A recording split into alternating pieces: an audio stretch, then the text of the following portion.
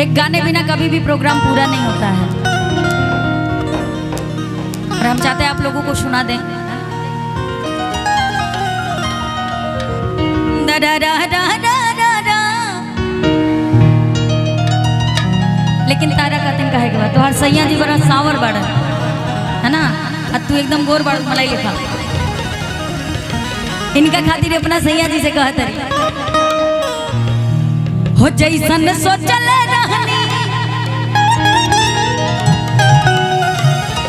के जैसन सोचल रहनी। तू हमरा से कहा थोड़ी देर खातिर तू हमरा के अपन सखी बना ला, मरद तो बनैबू ना का कि हम दोनों जनी एक जना बन जाए।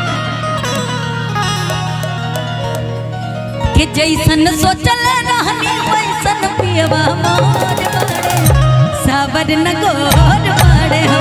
जैसन सोचल रहनी वैसन पियवा मोर बड़े साबर न गोर बड़े हो। थोड़े छदहर पातर मोर थोड़े थोड़ बड़े साबर न गोर बड़े हो। जैसन सोचल रहनी वैसन पियवा मोर बड़े साबर न गोर बड़े हो।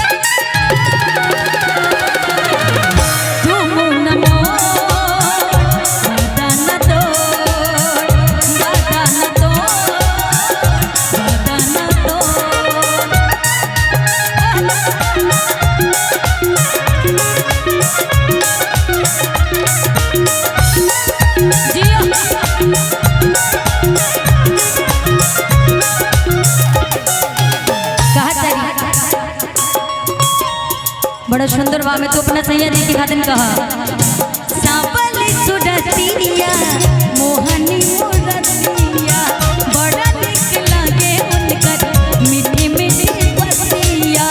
मुस्की पे राजा के लुभा गईनी, मुस्की पे राजा के लुभा गईनी।